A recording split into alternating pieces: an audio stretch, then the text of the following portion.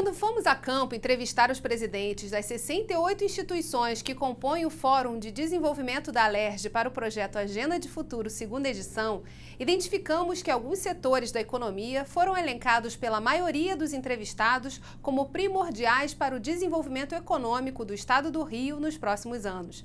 A educação foi um deles. Ao mesmo tempo, também foi possível perceber que, para ampliarmos o acesso da população à educação e melhorar a qualidade do ensino, outros segmentos precisam estar encadeados. São eles: o saneamento básico, a segurança pública, a mobilidade urbana, os investimentos em ciência e tecnologia e o mercado de óleo e gás. Como todas essas pontas se interligam no final, é o que você vai descobrir nessa edição de hoje. Vem comigo!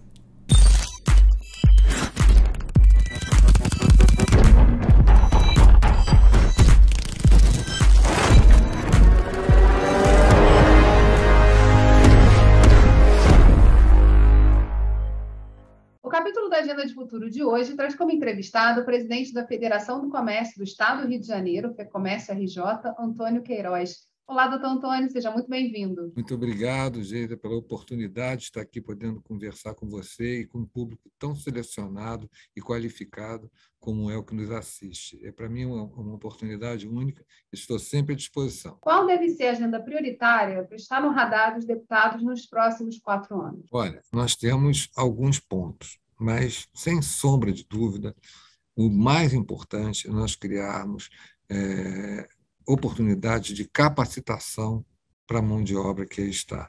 Porque nós estamos vivendo um paradoxo, que é uma coisa que nos assusta, né, e nos surpreende. Hoje você tem um sem número de desempregados. E, no entanto, você tem um sem número de vagas que não tem mão de obra qualificada. Isso é uma coisa absolutamente contraditória, e nós temos que correr para isso. Então, o Poder Legislativo ele pode legislar muito sobre esse tema, criando oportunidades para que as pessoas tenham acesso à educação. Né? A educação é que vai eliminar as diferenças sociais, ou pelo menos acelerar a diminuição, esse fosso que nós temos a ser diminuído. Né? Então, com a capacitação, você cria oportunidades de emprego. A visão que a Alerj tem tido sobre a atividade econômica, ela está perfeita. A atividade econômica é que gera emprego, é que gera renda, é que paga impostos. Né? Então, nós temos que andar em conjunto. Né? Nós temos que, nós, na atividade econômica, manifestarmos as nossas necessidades e a Alerj discutir conosco as suas prioridades para que nós possamos caminhar juntos. Né? Pelo contrário, nós não estamos em campos opostos, nós estamos no mesmo campo.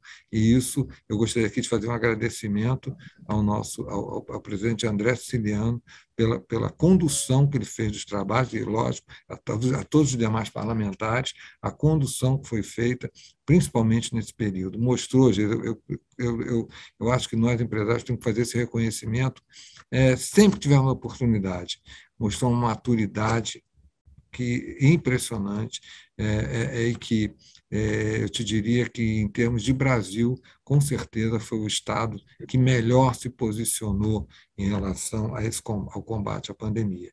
Então, essa agenda de educação ela é muito importante, extremamente importante, e tenho certeza que é o ponto de partida para que nós possamos ter um crescimento sustentável. E como a FEComércio pode atuar no impulsionamento dessa agenda junto ao parlamento? Olha, nós temos a consciência da nossa responsabilidade, e eu acho que todos têm que ter. É muito fácil a gente sempre falar, não, quem tem que fazer é o governo, quem tem que fazer é o governo. Não é, não. Somos todos juntos. Nós todos juntos, cada um dentro da sua área de atuação, mas criar uma forma de que as boas iniciativas elas sejam fomentadas, elas sejam adotadas e sejam valorizadas. Mas, para isso, a sociedade tem que estar consciente do seu papel. A responsabilidade é de todos nós.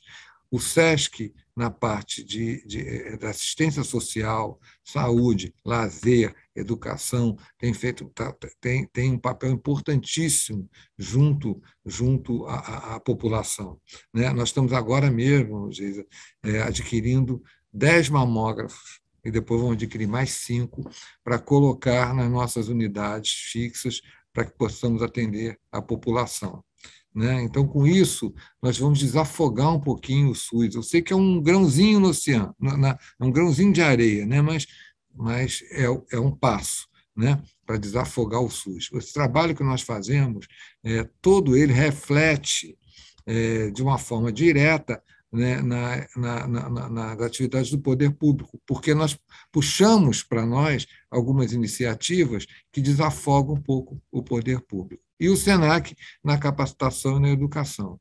O IFEC, podendo, e eu tenho enviado sempre a todo o poder público as pesquisas que nós temos feito, monitorando o comportamento social, monitorando o comportamento da economia, monitorando as tendências. Você vê, a nossa junta comercial bateu recorde de abertura de empresas, né? Isso motiva, isso faz a máquina girar, porque está havendo investimento, né? Hoje a nossa junta comercial é a mais eficiente do Brasil, né? Então é o trabalho conjunto que nós estamos falando. Todos trabalham juntos, né? Então faço aqui até um agradecimento e parabenizo o presidente João Maia e toda a sua equipe que à frente da junta comercial tem feito esse trabalho brilhante. Então, e o IFES fazendo com que exista a visão do poder econômico da sustentabilidade. Existe um enorme número de pessoas que vivem em torno da reciclagem, do reaproveitamento, da economia circular. Tudo isso tem que ser valorizado, né? E, então, a preservação do meio ambiente também é um grande negócio, né? Então, nós entendemos, nós podemos colaborar em tudo isso e vamos estar sempre de mãos dadas com o poder público, contribuindo para o desenvolvimento do nosso Estado. O setor do comércio é muito importante na economia do Estado do Rio de Janeiro e passou por momentos difíceis aí com a pandemia da Covid-19. Queria que o senhor fizesse um panorama hoje de como estamos aqui no Estado. Olha, a pandemia foi transformadora, né? Para a economia como um todo e para o comércio não seria diferente. Da mesma forma que trouxe problemas seríssimos, também nos trouxe a busca de soluções. Nós tínhamos que encontrar um caminho, um empresário, e principalmente do comércio, que responde por 80% do PIB do nosso Estado, ele teve que buscar caminhos alternativos e soluções. Então, o comércio eletrônico ganhou uma força muito grande, mas muitas pessoas pensam que a coisa se firmou somente nesse viés, e, na verdade, não foi. O comércio eletrônico é uma das ferramentas, mas houve um desenvolvimento grande de novas formas de comercialização para que nós pudéssemos sobreviver. A atuação e a conversa, o diálogo com o governo do Estado e com a Assembleia Legislativa foi muito importante. Talvez as pessoas não tenham noção da importância da diferença que fez na vida das empresas, né? A Assembleia Legislativa, principalmente, demonstrou um amadurecimento muito grande, né? E fazendo com que todos estivessem juntos, né? Em busca de uma solução.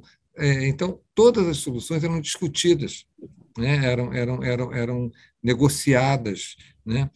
De uma forma em que cada um perdesse o menos possível, né? Naquele momento. Porque a perda todo mundo sabia que ia ter, né? Porque nós teríamos que abrir mão de algumas coisas. Na hora que eu estou fechado, né? Que o estabelecimento está fechado, é óbvio que você está perdendo. Então, eu tenho que encontrar alternativas, né? Na hora que nós começamos a retomar a negociação para horários de abertura, né, para modular o fluxo de pessoas, tudo isso foi negociado. E, olha, Geisa, eu posso dizer que esse é o melhor dos mundos, né, porque nós somos ouvidos, ouvimos também, né, porque a sociedade civil organizada ela tem que ser partícipe das soluções. E ela também tem que ter a consciência das necessidades do poder público, tanto no legislativo quanto no executivo. Em termos de oportunidades, né, de capacitação, de entrada nesse mundo digital, muita coisa aconteceu nesse período, foi acelerada por essas demandas da própria pandemia. Eu queria que o senhor falasse um pouquinho da atuação da FEComércio nesse contexto. A gente tem aí a FEComércio, o SENAC, SESC, mas tem também dois importantes institutos que foram lançados, né? Tanto o IFEC, com as análises que foram importantes aí para dar o contexto do que estava acontecendo, né? E a temperatura das transformações, e também o IFES, mais recentemente. Se você desse esse cenário assim, da atuação da FEComércio e de como vocês atuam no dia a dia do empresariado. Você citou bem, o IFES é o nosso caçula, né? Nosso filho caçula. Olha, o que aconteceu? Através do IFEC, nós fizemos uma pesquisa assim, emergencial, para perceber as ferramentas que que o empresário poderia utilizar. E, para nossa surpresa, 76% das empresas não tinham comércio eletrônico, não atuavam em comércio eletrônico. E, então, o que acontece? Elas viam ter um problema seríssimo, né, se é que conseguiriam superar isso. E, então, nós desenvolvemos uma plataforma de comércio eletrônico e disponibilizamos gratuitamente para que você pudesse fazer ali a sua loja. Não é um marketplace, é uma plataforma disponibilizada para que ela fosse a plataforma da empresa, né? E nós fizemos isso gratuitamente. Óbvio que havia um percentual sobre a venda que seria pago ao desenvolvedor, isso faz parte, mas um percentual ínfimo, né, em percentual de 2% a 3%, quando normalmente você tem plataformas que cobram 15%, 18%. Né? E com isso nós já colocamos no ar isso em 10 dias. Né? E isso foi uma constante no empresariado como um todo. Projetos para 10 anos, iam ser executados daqui a 10 anos, foram executados em meses, né? E fez com que acelerasse. O IFEC ele ficou monitorando o mercado o tempo todo, através das suas pesquisas, para que nós pudéssemos expor as tendências, explicitar as necessidades, né, colocar como a coisa estava se desenvolvendo, porque a cada dia isso se tornava mais urgente. E uma das coisas que nós alertamos desde o começo, e foi fundamental para uma mudança de rumo do próprio Ministério da Economia, foram exatamente duas coisas. A primeira era que o dinheiro ele ia ficar empostado nos bancos, porque as empresas não teriam cadastro para comprar, para poderem fazer os empréstimos de financiamento, porque elas já estariam negativadas pelo problema que aconteceu. Né? Então, seria muito importante a retomada do fundo de aval, né? E isso foi feito. Né? Mas foi uma provocação nossa. A outra foi que, quando se falava, não, essas medidas vão durar 3 meses, essas medidas vão durar 2 meses, nós, na mesma hora, nos manifestamos. Não existe um marco temporal que você possa colocar sem saber, sem ter um horizonte sobre o próprio desenvolvimento da pandemia. Então, nós sugerimos que o marco temporal fosse a vacinação. Quando 70% a 80% da população já estivesse vacinada, essas medidas poderiam começar a ser terminar a adoção dessas medidas. Então, foram duas coisas muito importantes que o IFEC fez. E outra coisa que você abordou com muita propriedade foi a necessidade de mão de obra para a tecnologia. Você tem uma carência enorme. Você chega a ter, você tem um déficit anual em torno de 50 a 60 mil vagas de emprego que não tem mão de obra qualificada para isso. Então, nós aceleramos os cursos do SENAC e fizemos parceria com algumas entidades também de classe de desenvolvimento de software e com isso nós aceleramos a formação de mão de obra. E o IFES? O senhor pode contar um pouquinho mais para a gente sobre a atuação do Instituto? Olha, o IFES, como nosso instituto de que cuida do meio ambiente, né, e sustentabilidade, nesse momento, todas essas necessidades elas ficaram com tintas muito fortes, né? E a sustentabilidade é o nosso futuro, né, gente? Nós temos que cuidar do nosso planeta, cuidar da nossa cidade, cuidar da nossa casa, né? Então nós criamos esse instituto para demonstrar, porque é uma coisa engraçada, né? As pessoas sempre, quando pensavam em medidas de preservação do meio ambiente, digo no meio empresarial, sempre olhava para a indústria, né? Por causa dos seus processos industriais, enfim. E o comércio, como prestador de serviço, as pessoas não viam muita oportunidade, e isso não é verdade. Né? O comércio é um grande indutor de cultura, indutor de hábitos, né? E nós passamos a evidenciar para as empresas a importância que hoje tem para o consumidor comprar produtos de empresas que tenham atitudes sustentáveis, iniciativas de preservação de meio ambiente, e o comércio é muito importante nisso. E o IFES está sendo um indutor de comportamento e podendo demonstrar à população que o comércio é responsável, sim, pelo meio ambiente. E qual a importância para a FEComércio de compor esse quadro das 70 instituições que fazem parte do Fórum de Desenvolvimento nesse debate permanente com o Legislativo? Luísa, é tudo que a gente falou aqui. Tudo que a gente precisava era isso, é ser ouvido, é sentar em conjunto, colocar as nossas necessidades, ouvir a necessidade dos demais parceiros, né? E poder essa discussão permanente foi que deu esse resultado tão brilhante no nosso estado, que vem melhorando a cada vez mais. O Rio de Janeiro voltou a crescer na geração de emprego, nós já recuperamos todos os empregos perdidos na pandemia e estamos num número acima do que tínhamos antes.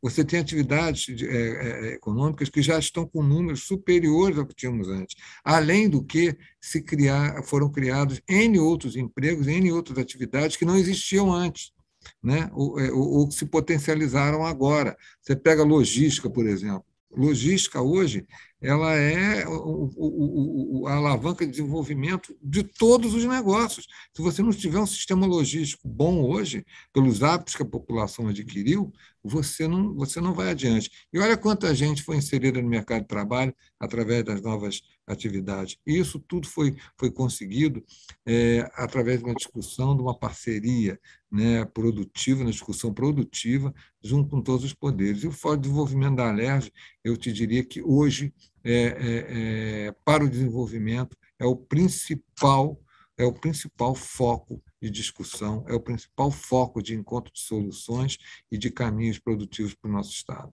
Presidente, muito obrigada por aceitar o convite de estar aqui conosco, desenhando essa agenda de futuro. Eu que agradeço, gente, estou sempre à disposição de vocês.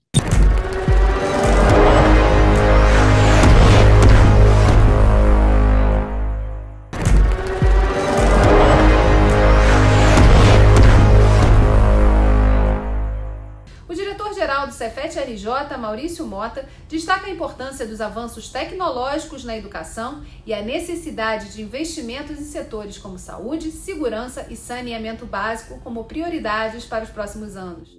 Eu sempre falo, acho que todos nós já conhecemos, que tem a ver com os direitos constitucionais de qualquer cidadão, né? Então, eu diria que a prioridade, ou as prioridades, né? Porque eu não elegeria uma única prioridade, né? Ela passa por investimento em educação, segurança pública, saúde, na sua forma mais ampla, incluindo também a questão do saneamento básico, né? Só para dar um exemplo, né? Como eu citei, o Cefet é um dos maiores formadores da área de turismo. E a gente sabe que tanto a capital quanto o Estado, vários municípios têm a vocação para a economia baseada no turismo.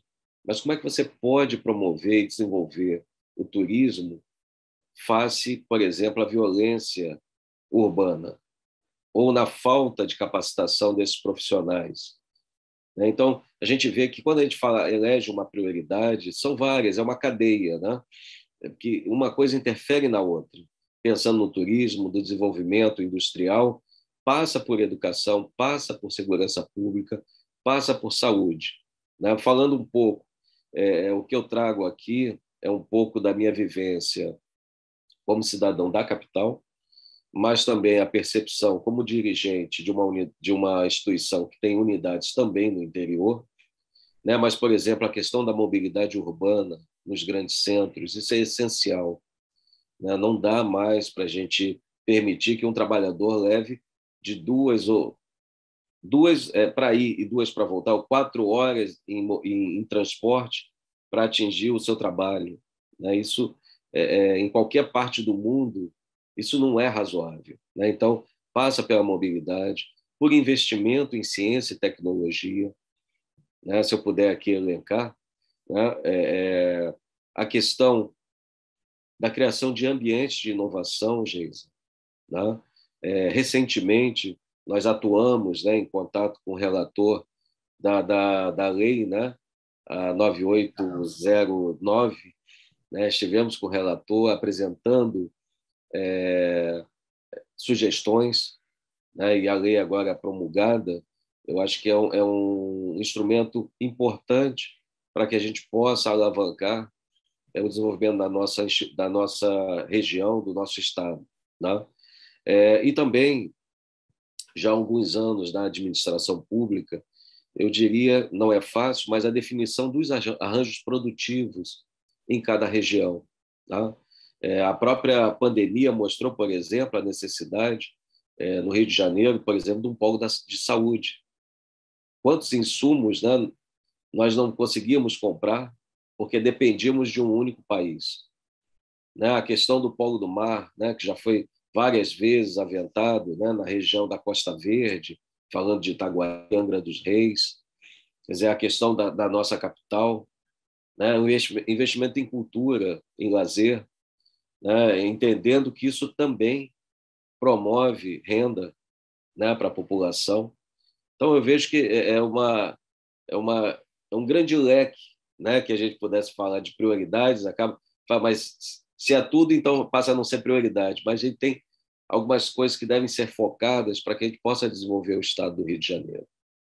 E aí a educação é fundamental, né, Maurício? Você mesmo citou essa questão da importância de trabalhar sobre esse viés. Como o Cefet pode ajudar nessa agenda de desenvolvimento, né, que tem tantas facetas e tantos setores que precisam ser olhados com mais atenção, como o Cefet pode atuar em parceria com os deputados, com o próprio executivo, para poder a gente conseguir assistir esses avanços nesses próximos 4 anos? Olha, acho que o primeiro ponto, já estamos aqui, né, no Fórum de Desenvolvimento do Estado do Rio de Janeiro. Acho que é um canal, um local essencial. Então, fica aqui já, né, parabenizando toda a atuação, né? Nós temos representantes junto ao Fórum, que é fazer a articulação, a mediação, o diálogo os diversos atores, e aí inserindo as instituições de educação superior, como o Cefet, a RJ. O exemplo que eu dei recentemente, as escolas de engenharia e o Cefet têm essa característica. Nós atuamos junto ao relator da lei que instituiu o sistema de ciência, tecnologia e inovação do Estado do Rio de Janeiro, né? Então, eu vejo que a instituição está pronta e quer participar e participa desse diálogo, como também de ações, né? Então, ações, quando a gente fala hoje, a nossa gestão ela tem um foco muito voltado também para a inovação, né? Então, eu vejo que não só o Cefet, como as outras instituições, ela quer dar o passo além da questão da geração de conhecimento, transferir esse conhecimento, traduzir isso em inovações, né? Então, eu acho que esse pode ser um mote, né, de articulação, de aproximação com o desenvolvimento do Estado do Rio de Janeiro. Eu queria que o senhor falasse também um pouquinho sobre essa questão, né, das parcerias com os próprios governos. De que maneira, e aí falando especificamente da Assembleia Legislativa e dos deputados, o Cefet pode se aproximar, né, dos desafios que se encontram ao pensar políticas públicas para a diversidade de desafios que a gente tem no nosso Estado para enfrentar? Olha, você tocou num ponto, né, que eu tenho um pensamento bastante prático, né? Talvez pela minha formação como engenheiro, mas eu diria que como educador a gente sempre sonha, né? Mas é importante também que a gente traduza esse sonho em realidade. Daí, talvez um pouco mais do foco prático, né, de você transportar esse sonho, né? Eu sempre falo, quando a gente trabalha na educação, a gente trabalha com futuro, né? Futuro de região, futuro de pessoas, as expectativas de uma vida melhor. E eu acho que esse é um papel e uma responsabilidade muito grande de qualquer instituição de educação, como o Cefet. Então, dessa nossa preocupação de traduzir isso em realidade, né? Então, hoje a gente vem com vários projetos em que, por exemplo, tanto o nosso aluno quanto o nosso docente pode interferir na realidade, né, do cotidiano da sociedade, do entorno das nossas unidades, também atuando na educação à distância. Então, eu vejo da importância de instituições como a nossa no desenvolvimento, está atrelado ao planejamento e desenvolvimento do Estado do Rio de Janeiro, né? Tanto pela formação dos nossos profissionais, mas também da utilização do nosso conhecimento, né, em conjunto, como, por exemplo, com a Alerj, face à questão de elaboração de leis, como foi essa do marco da inovação, né, que se traduzam através, por exemplo, o grande foco ali da inovação está ali na FAPERJ, né, na questão do financiamento, que a gente possa efetivamente levar vamos dizer, essas intenções previstas na lei como realidade para dentro de nossas instituições públicas, sejam estaduais ou federais. Então, o Cefet está de portas abertas, né, nos municípios do nosso estado do Rio de Janeiro, como também na esfera estadual, através da ALER. Conta para a gente um pouquinho sobre o Cefet. O Cefet cumpre um papel importante aqui no estado do Rio de Janeiro, oferecendo também uma formação profissional. Fala para a gente hoje do tamanho, da quantidade de alunos, desse universo que vocês estão imersos. Ok, vamos lá. O Cefet, na verdade, é uma instituição que esse ano completa 105 anos. Ela nasceu basicamente pela educação profissional, seus cursos técnicos, né, muito voltados para a indústria, mas também, nesse ano, nós completamos mais de 55 anos com as engenharias e também, nesse ano, é um ano emblemático para nós, 30 anos do nosso primeiro mestrado. Então, o Cefet, hoje, ele abrange a formação que vai desde o curso técnico, passando pelas graduações, hoje, onde o nosso foco, né, estão nas engenharias, mas também com seus mestrados e doutorados. Para você ter uma ideia, Geisa, hoje o Cefet nasceu no Maracanã, que é a nossa sede, mas hoje nós temos 8 unidades espalhadas tanto pela região metropolitana quanto pelo interior do Rio de Janeiro. Para ter uma ideia, eu até faço uma colinha aqui para lembrar dessas 8. Né? Então, nós estamos na região metropolitana, que é a nossa sede, Maracanã, mas também em Maria da Graça, na Baixada Fluminense, em Nova Iguaçu, na região serrana, em Petrópolis, Nova Friburgo, na Costa Verde, em Itaguaí, em Angra dos Reis, e também em Valença. Falei todas. Então, hoje o Cefet ele é um sistema, né? Um sistema, sendo a sua sede a maior unidade, a unidade histórica, e com isso nós temos hoje um montante de 19 mil matrículas, né? Tendo uma oferta anual em torno de mais de 5 mil vagas, sendo dessas 5 mil vagas, mais de 3 mil nas suas graduações, muito forte a nossa presença, mais uma vez, nas engenharias, e em torno de 2 mil vagas nos cursos técnicos. Né? Para você ter uma ideia do número de candidatos que movimenta, né, aqui aí a gente pode falar do estado do Rio de Janeiro, são 28 mil candidatos para essas 5 mil vagas. Né? Hoje o Cefet se constitui num corpo de servidores, de 1.500 servidores, 900 docentes, em que 90% possuem doutorados ou mestrados, 50% com doutorados, 600 técnicos administrativos. Em 2019, existe um ranqueamento, ou um conceito, né, que vai de máximo 5, né, a gente fala normalmente de 1 a 5, que é o chamado IGC, o Índice Geral de Cursos, que avalia todos os cursos de graduação de cada instituição. Né? A nossa instituição tem o IGC4.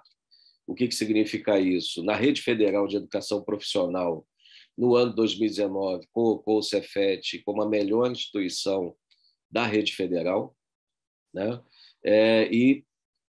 Junto com as universidades, aqui no estado do Rio, é a 4ª melhor instituição e a 27ª nacionalmente. Né?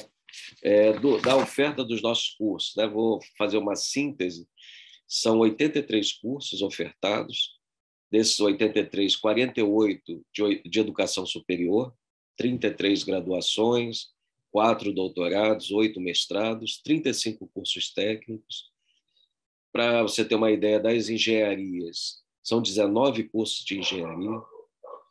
Falando, por exemplo, da minha área, engenharia mecânica, como também da elétrica e de produção, é a instituição que mais oferta vaga no estado do Rio de Janeiro. Como também temos, para finalizar, os cursos da área de TI, ciência da computação, sistema de informação, turismo. O Cefet também é a instituição que mais oferta cursos de capacitação em turismo no estado do Rio de Janeiro, especificamente em superiores de tecnologia e bacharelado, como também administração e licenciaturas em física e matemática.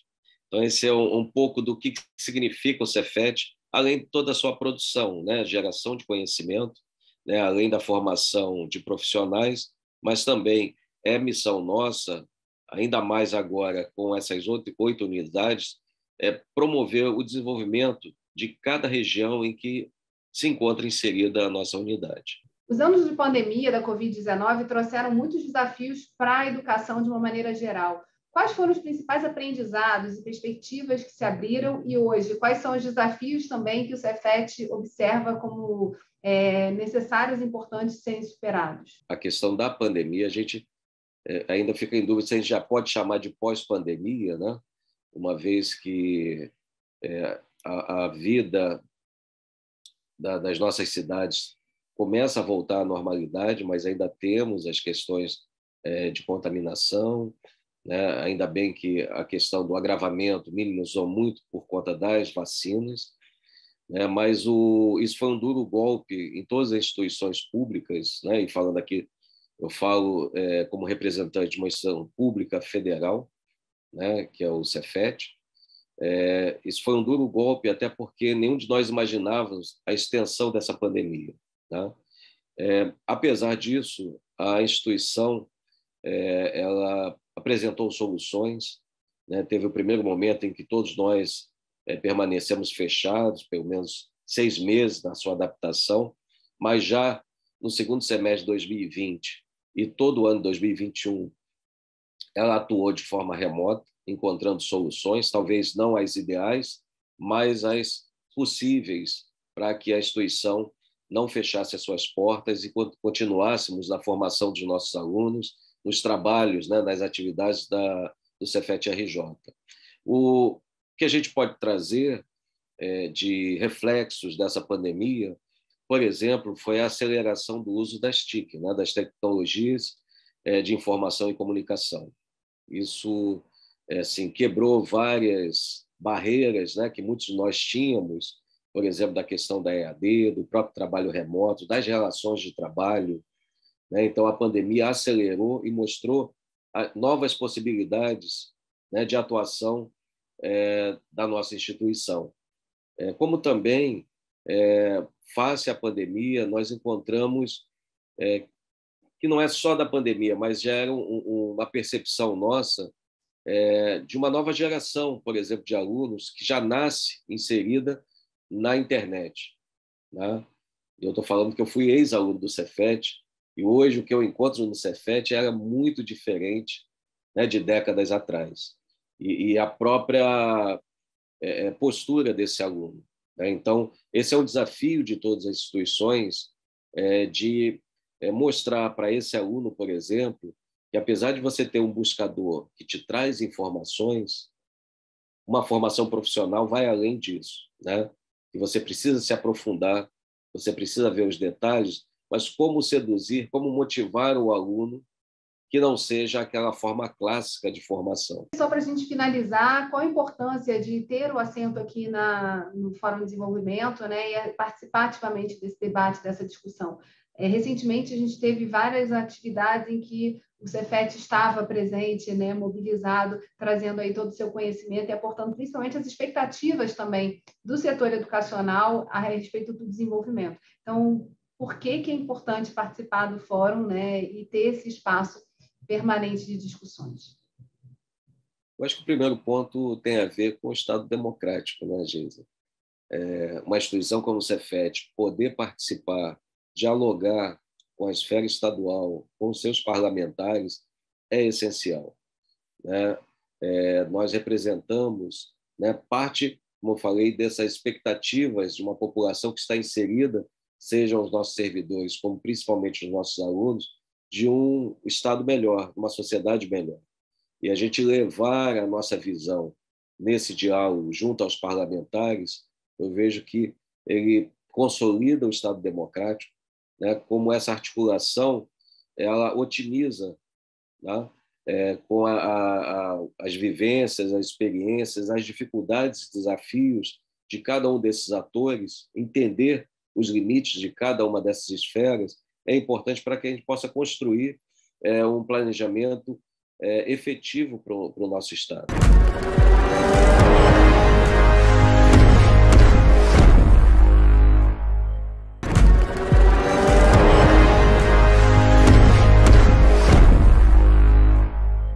Os setores de turismo, saúde e óleo e gás serão chaves para o desenvolvimento do Estado nos próximos anos.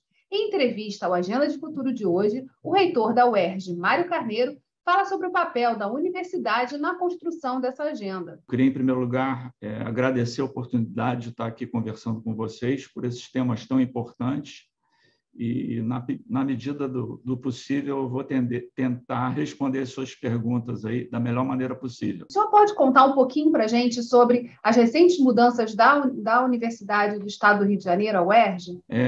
Bom, eu queria, para contextualizar, retornar um pouquinho no passado e falar um pouco sobre uma história da universidade que ela viveu por volta de 2017, né? Todo mundo acompanhou no Brasil inteiro a difícil situação que aconteceu com a UERJ. Foram tempos sombrios em que, pela primeira vez, pelo menos eu que estou aqui na UERJ desde 85, eu vi as pessoas acreditando na possibilidade da universidade fechar. Salários atrasados durante 4 meses, foi uma situação extremamente difícil.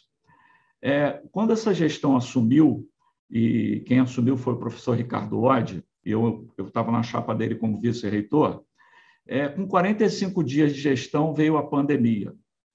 E aí abateu sobre nós uma tremenda preocupação de que, se as coisas estavam ruins, seriam muito piores.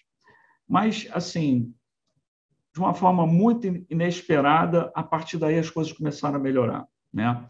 E chegamos a uma situação muito interessante em 2021, quando a universidade, além de ter todas as suas contas, todo o seu orçamento mantido, ela começou um processo de expansão.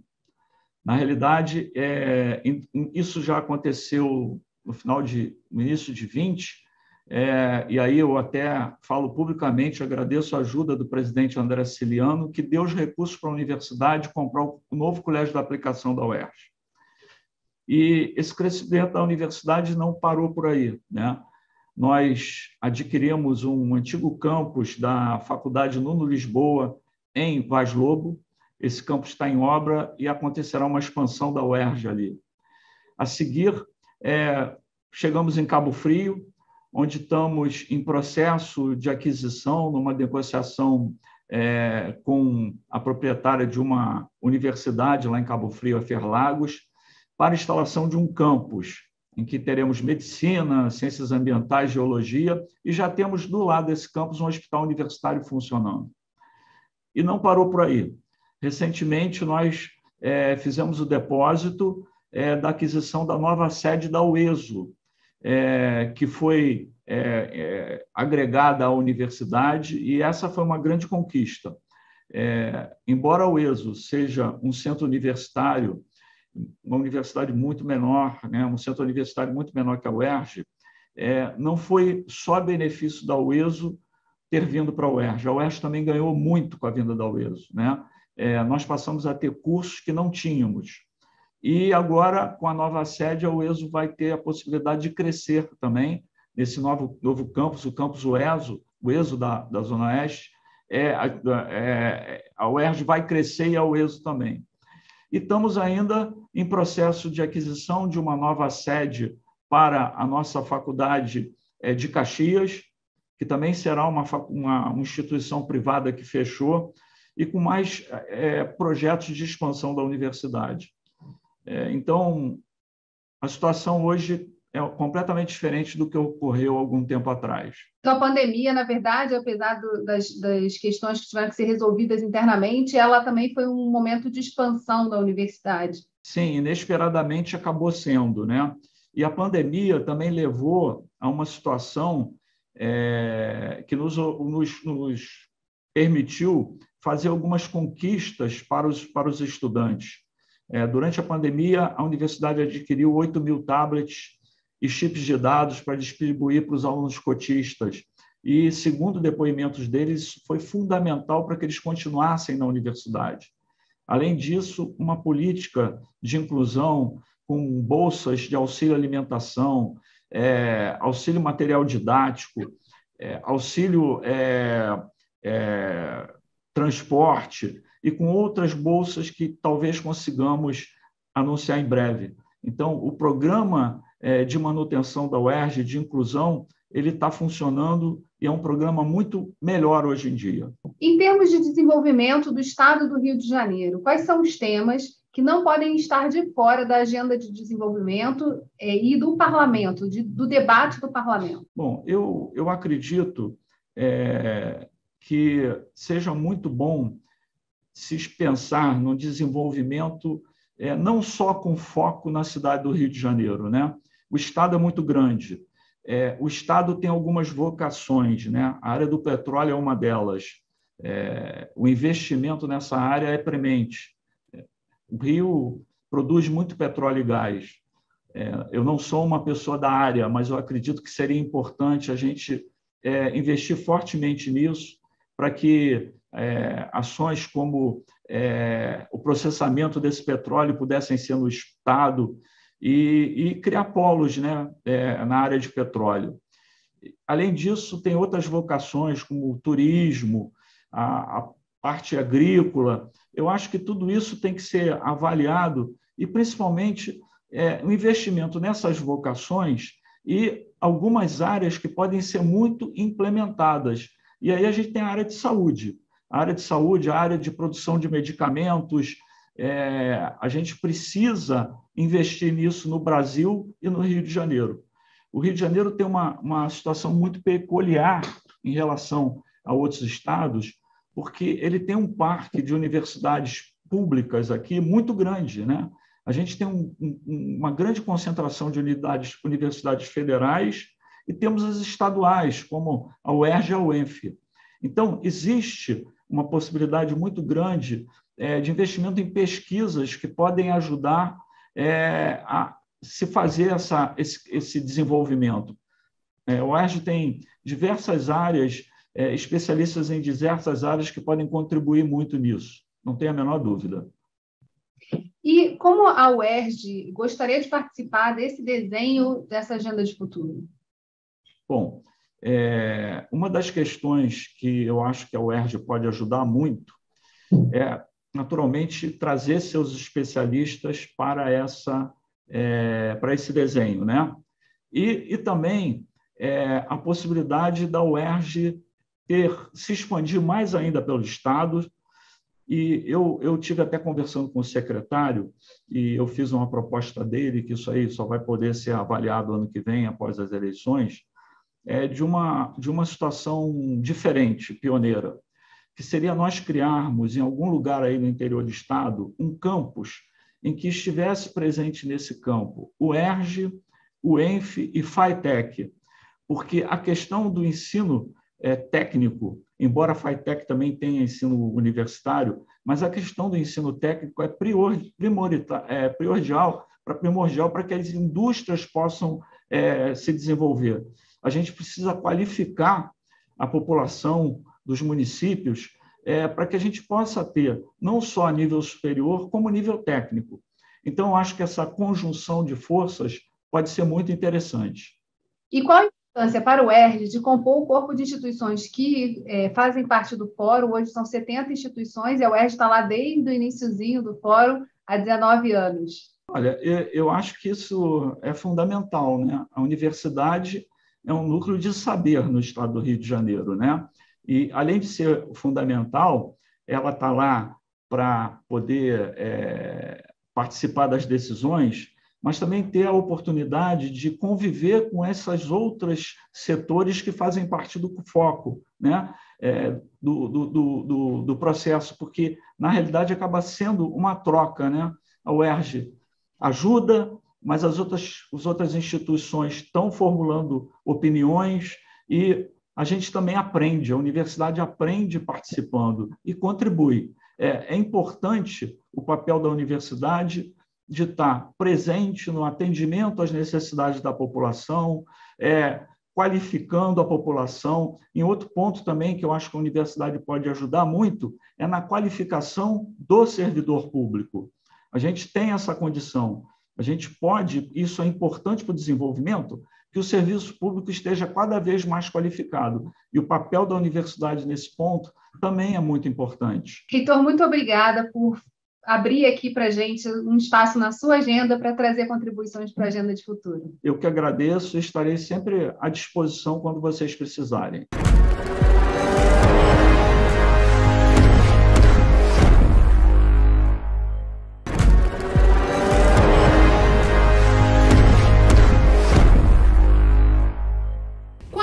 E presença marcante na área da comunicação, a faixa foi uma das universidades que rapidamente virou a chave durante a pandemia da Covid-19, transformando o ensino presencial em remoto emergencial. A diretora-geral das Faculdades Integradas Hélio Alonso, Márcia Alonso, falou sobre os desafios desse período e elencou os principais setores que precisam estar no radar dos deputados nos próximos 4 anos: educação e turismo. Faixa Faculdades Integradas Hélio Alonso foi fundada pelo meu pai, professor Hélio Alonso, há 50 anos atrás, e está localizado em Botafogo, aliás, muito bem localizado, com a vista do Cristo de um lado e Pão de Açúcar do outro lado. E a nossa atuação, historicamente, começou na área de comunicação. Então, dentro da área de comunicação, a gente tem todos os cursos, relações públicas, jornalismo, publicidade, cinema, temos cursos também de marketing, direito, administração e design gráfico, né? Então, a gente está assim, bem focado nessa área das ciências sociais aplicadas. A pandemia trouxe uma série de desafios para a educação, de uma maneira geral. Como foi o impacto na faculdade? Foi bem complicado. Por um lado, por ser pequeno, nós tivemos uma agilidade muito grande para fazer essa transição, né, do presencial para o remoto. Na verdade, as aulas são síncronas, elas não são online, são aulas síncronas e funcionou bem. Obviamente, o início foi complicado, a adaptação para os professores, para os alunos, mas a gente conseguiu fazer bem essa virada. Só que a concorrência com as gigantes da educação, que já tinham muito mais expertise e recursos para o EAD de verdade, né? Então, e com cursos muito baratos, então a parte da concorrência foi bastante complicada, a gente teve uma perda grande de alunos, tivemos que fechar um campus que ficava no Meier, e agora estamos com o nosso campus de Botafogo, a gente voltou com as aulas presenciais desde o ano passado, agora já bem funcionando bem direitinho, e obviamente, tem uma quantidade aí de aulas que são dadas à distância, mas, basicamente, a nossa atuação é presencial. Nossa força sempre foi o corpo a corpo, o atendimento ao aluno direto, e esse fato de ser pequeno facilita muito esse relacionamento. E qual a importância de participar, de atuar nessa ponte com o Fórum de Desenvolvimento Estratégico aqui da Assembleia Legislativa? Com certeza tem sido um aprendizado constante, essa relação que existe com o Legislativo, os temas que vocês propõem nos comitês, eles são muito relevantes, atuais, essa possibilidade da instituição poder contribuir com pautas, com propostas, essa troca tem sido muito rica e eu parabenizo muito você e toda a equipe parabenizo vocês pelas pautas que vêm sendo propostas, as discussões sempre atuais e relevantes. A gente espera que os nossos alunos possam se beneficiar mais dessas propostas. Eu acho que hoje ainda não estamos conseguindo ainda levar para os alunos todas as possibilidades que o fórum permite. Márcia, você também, muita gente que está ouvindo aqui, a gente talvez esteja te conhecendo pela primeira vez, mas você tem uma atuação muito importante na área de turismo e uma participação também permanente na nossa Câmara Setorial. A gente está falando hoje da agenda para os próximos 4 anos. Então, eu acho que é possível te convidar para falar nessas duas frentes, tanto da educação quanto do turismo. O que não pode faltar, o que tem que estar no radar dos deputados nos próximos 4 anos? Sem dúvida, é sabido, todo mundo tem noção de que o turismo é a área que mais emprega com menor custo. Com menos investimento, você possibilita abrir muitos campos e essa cadeia, né, que envolve fornecedores de todas as áreas, hotelaria, eventos, ela é enorme e, com certeza, o que é bom para o cidadão é bom para o turista, né? Essa frase aí todo mundo fala bastante.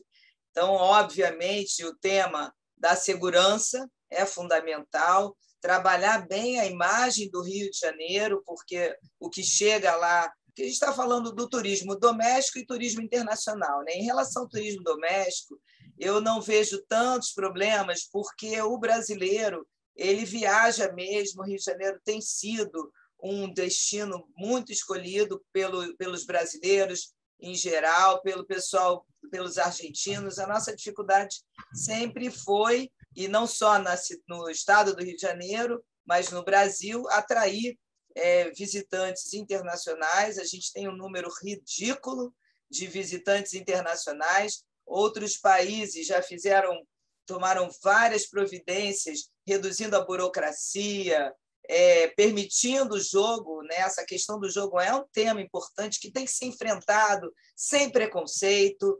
Eu acho que é um assunto importante. Vários países que legalizaram o jogo hoje estão se beneficiando, tanto atraindo turistas como recursos e permitindo mais empregos. E fundamental, com certeza, é a infraestrutura urbana, né? A gente não há planejamento, você vai ali no Corcovado, não tem estacionamento. Então, infelizmente, as pessoas que atuam no turismo, elas nem sempre estão preparadas para atuar na área e elas conseguem aprender depois de um tempo e aí troca governo, troca política. Então, seguir os planos, né, que existem as políticas, estudar as políticas. Eu acho que todos os deputados deveriam estudar o material que já existe, a legislação, tem tanto conteúdo, na teoria tudo funciona, né? Mas eles precisam se apropriar aí desses conteúdos e reduzir as barreiras e para que o país seja mais competitivo em relação ao turismo. E na educação? Isso tem sido um grande desafio nesses últimos anos, especialmente, né? Porque para a educação privada, né, que é a nossa área de educação, a gente depende muito da recuperação econômica do Estado, do país. Está um desemprego enorme, subemprego, endividamento, inflação. Então, as prioridades, em primeiro lugar, são viver, né, a moradia, alimentação, saúde, educação se torna aí uma quarta prioridade para as famílias. Então, tem sido complicada a concorrência, as pequenas vêm sofrendo muito, porque as grandes, conforme eu já falei, elas têm recursos e oferecem educação à distância a preços muito baixos. Tem sido realmente complicado, mas eu tenho muita confiança que no ano que vem, com a superação desse período aí de pandemia, que tomara que não volte mais do jeito que estava, né? Que nós, por sermos uma instituição que trabalha muito inovação, a gente está introduzindo a metodologia baseada em projetos, a gente tem currículos inovadores, estamos sempre buscando essa relação com o mercado, buscando a empregabilidade para os nossos alunos. Então, eu confio muito que a faixa vai se diferenciar, vai conseguir superar esse momento e que nós vamos ter essa recuperação não só para a gente, né, mas para todas as instituições. Então, realmente, a atuação dos nossos deputados ela tem que ser no sentido da recuperação dos empregos, da economia, porque diretamente isso vai trazer os alunos de volta. E o ensino médio também, né? Como o ensino médio é da área da educação do Estado, eu acho que se houver essa preocupação em trazer, reter o aluno no ensino médio, porque houve uma redução muito grande de estudantes do ensino médio, eles não estão completando, eles não estão entrando, está tendo uma falta de interesse no ensino. Então, também, se houver um trabalho aí para a recuperação dos estudantes das escolas, capacitação dos professores, valorização dos professores, isso aí diretamente vai facilitar, vai trazer de volta os estudantes para o ensino superior, e isso só traz benefício para o país, né? Você vai ter um trabalho na área de pesquisa acadêmica, vai ter profissionais melhor formados, a área de engenharia, as áreas de licenciaturas, todas elas vêm perdendo muitos estudantes. Então, com tudo isso, todo mundo só tem a ganhar. E como a faixa pode ajudar nessa discussão, tanto do turismo quanto da educação, né? em colocar essa agenda em prática, o que não pode ficar de fora e que você citou tão bem? Com certeza. Olha, nós estamos totalmente à disposição. Como eu te falei, a gente tem uma metodologia baseada em projetos. Todas essas propostas elas podem se transformar em conteúdo de uso, de prática para os estudantes, para os professores. Então, a gente tem muito a acrescentar. Sempre foi uma instituição que sempre teve um diálogo com o mercado, né? E estamos completamente à disposição para poder receber essas demandas que existem, que surgem nos nossos comitês, para transformar em projetos e trazer aí uma expertise para viabilizar a realização desses projetos. Estamos completamente à disposição e temos muito interesse nisso. Só preciso mesmo, realmente, da nossa parte, divulgar um pouco mais, levar o fórum lá para a faixa. Vamos fazer isso. Com certeza. Obrigada, Márcia, por ter aceitado o convite de estar aqui conosco, contribuindo junto às outras 69 instituições nesse debate permanente e nesse olhar para o futuro do Estado. Certamente, sem educação, a gente ia ficar desequilibrado, né, nesse processo de retomada e principalmente nessa agenda tão necessária aí a ser colocada pelo Estado, né, para que as coisas avancem. Muito obrigada. Eu que agradeço e torço muito para que toda essa agenda aí ela se consolide, que a gente consiga viabilizar tudo isso aí juntos.